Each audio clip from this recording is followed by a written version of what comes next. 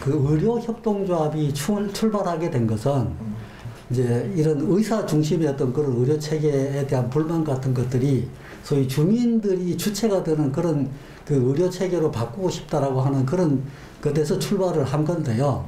이제 저희들은 그 지역 사회에 예를 들어서 그 영세민이나 또는 장애인이나 이게 의료 그 소외 대상들이 함께 그 말하자면 제대로 의료 서비스를 받을 수 있는 그런 것을 만들자고 하는 게 그 의료협동조합의 출발이라고 할 수 있는데요.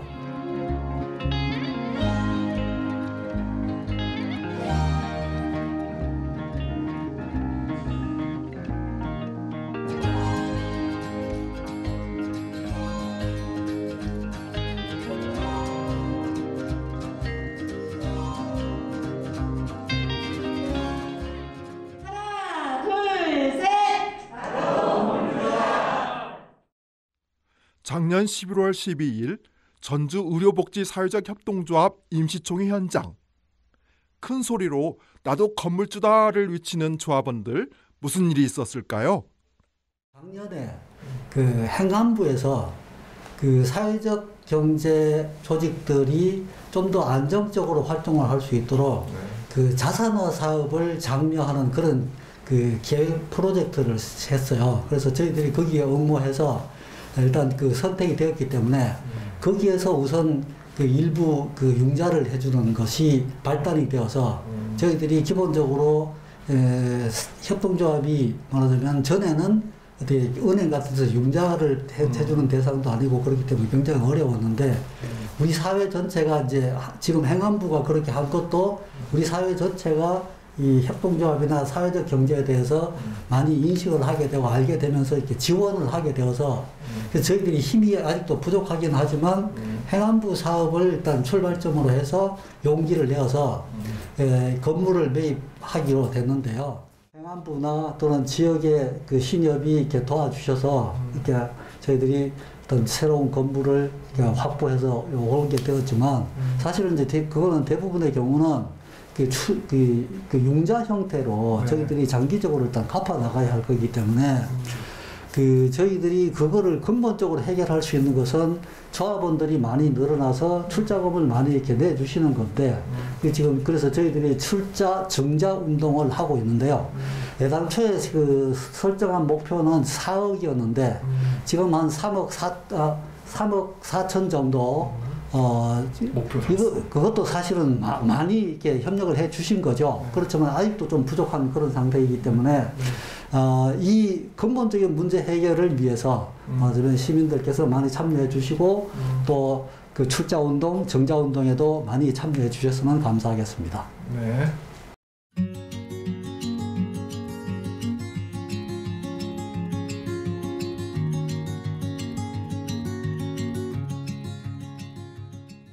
두 달 뒤인 1월 중순 이사를 막 마친 전주 의료사업을 찾아가 봤습니다. 아직 정리가 덜 됐지만 그래도 제법 아늑하군요. 건물 매입을 마친 뒤에 실내 구조도 바꾸고 이사를 하느라 애를 많이 쓴 모양입니다. 새로 꾸민 공간에서 진료도 하고 사물을 보는 모습이 희망차 보입니다. 다들 이제 곧 자리를 잡아가겠지요?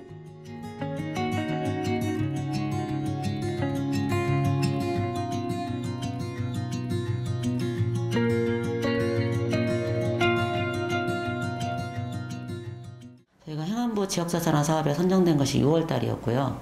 그러면서 쭉 진행하면서 이 건물이 확정된 거는 10월 정도, 10월, 11월에 확정이 되었고요. 근데 이제 리모델링 하는 과정은 사실 여기가 기존에 이 건물을 사용하시던 분들이 계셔가지고 12월 달까지 계셨었어요. 그러니까 리모델링 과정이 굉장히 좀 11월 달까지 계셔가지고 12월 달 한 달 정도 리모델링 그것도 제대로 다 못했던 것 같아요. 짧은 시간 안에 리모델링하고 이제 이전을 하게 된 거죠.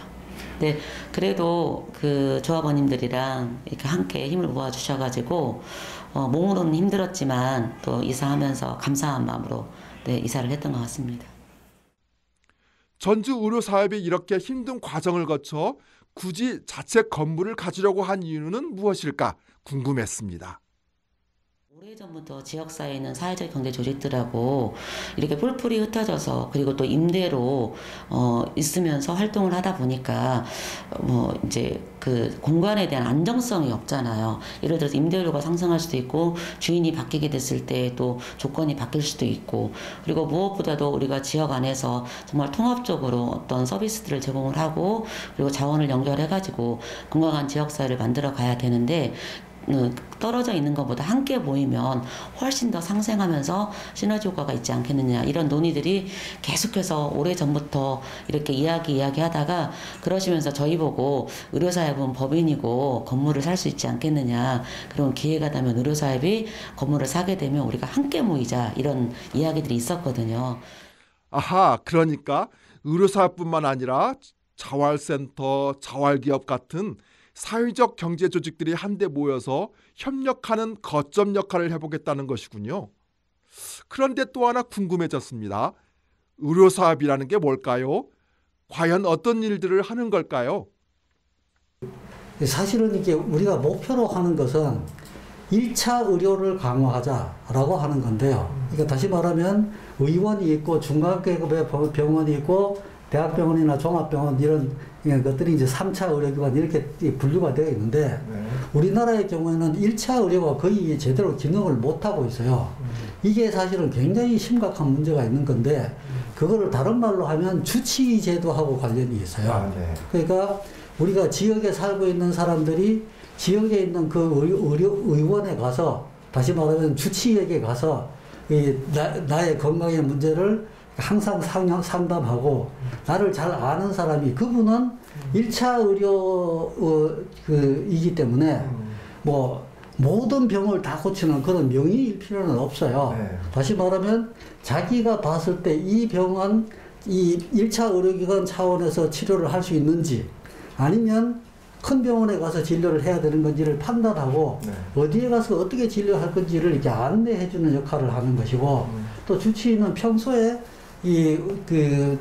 상대방을 환자를 잘 알기 때문에 약간 문제가 생기면 예를 들어서 이것은 큰 병으로 가기 전에 뭐 음식요법이라든가 아니면 운동이라든가 뭐 이런 지도를 해서 그야말로 건강할 때 건강을 지킬 수 있도록 이렇게 지도하는 그런 것이 주치의인데요. 그 역할을 제대로 하는 게 1차 의료기관이에요. 근데 이제 그것이 지금 사실은 우리나라 제대로 잘 안 되고 있었기 때문에 그런 활동을 우리가 하려고 그러니까 지금까지 이제 말하자면 노력을 해왔는데 전주시하고 협력을 해가지고 통합 돌봄 사업이라고 하는 사업을 시작한 거죠.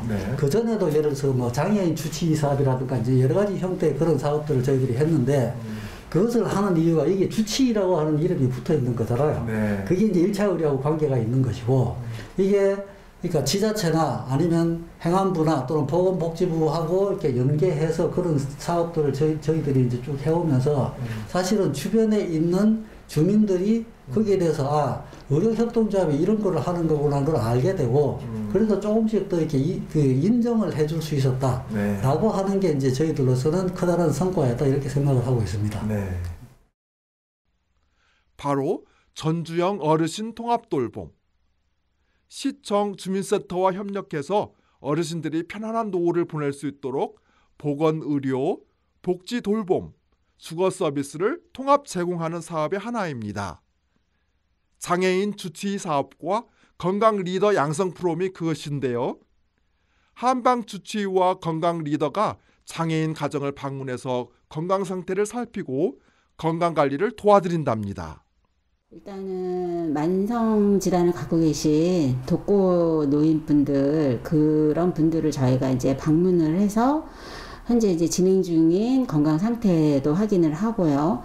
또 일단은 그 드시는 약 복용 같은 거 잘 하고 계시는지 또 그 질병에 맞게 식생활 같은 거를 잘 하고 계시고 그다음에 최소한의 움직일 수 있는 그런 운동 같은 거 이런 것도 해드리고 그다음에 이제 혼자 계시니까 저희가 가서 말벗도 해드리고, 그다음에 이제 또 치매 예방 차원에서 저희가 또 그런 프로그램이 있어가지고 가서 이제 그런 책도 보여드리고, 또 거기 이제 뭐 그림 그리기도 하고, 또 이제 뭐 율동 같은 것도 하고, 그래서 저희가 한 1시간에서 1시간 반 정도 어머니들하고 이렇게 재밌는 놀이 시간, 그러니까 쉽게 얘기하면 저희가 이제 찾아가서 그 어머니들 주간보호 센터에서 하시는 것처럼 저희가 이제 찾아가서 놀아드리는 그런 노치원 같은 그런 개념이에요. 저희가 처음 할 때는 7사람이 했고요. 그 다음에 한 10분 정도 또 하다가 작년에는 20명이 했어요. 그래서 20명이 이제 완산구에 뭐 몇 개 동만 했는데, 저희가 10가구를 방문을 해서 하루에 2집씩 다녀요. 그래서 그 어머니들 하루에 2집씩 해서 월요일부터 금요일까지 주 5일 동안 그렇게 10집을 다니고, 일주일에 평균적으로 한 4번 정도 뭐 이렇게 저희가 방문을 하거든요. 2019년도에 한 6개월 정도 저희가 이제 시범 사업을 한번 해봤어요. 그래서 이제 그 결과를 보고 저희가 그 전주시에서 저희 사업이 좋다고 생각을 하셔가지고 작년에 이제 전주시에서 이거를 정상으로 이제 저희 시범 사업을 하면서 후원을 해주셨어요. 그래서 이제 작년 1년 동안 이제 건강지킴이 이제 활동을 하면서 이제 이 결과가 좋아가지고 또 올해도 또 전주시에서 저희를 또 이렇게 뽑아가지고 활동을 하는데, 작년에는 완산구 몇 개 동만 했었거든요. 근데 이제 그 효과가 좋고 어머니들 반응이 좋다고 그래가지고 올해는 이제 덕진구까지 해서 아마 전주시 전체 동을 건강지킴이를 이제 보낸다고 얘기하더라고요. 실제 저는 이제 좀 과격하게 얘기하면 모든 의료는 공적이어야 한다고 생각을 하고 있거든요. 근데 이제 현실의 한국 의료 시스템이라든지 이런 것은 이제 그거하고는 좀 거리가 먼 편이고, 그래서 그런 어떤 형식이든 때가 되면 공공의료 쪽에 관심을 가져야 되겠다고 했는데, 일단 기본적인 의료 사업이 가지고 있는 기본적인 그 과잉 진료가 없고, 그 다음에 환자 중심의 치료라고 하는 것은 이제 기본적으로 어느 의료 사업이든 다 추구하는 바고요.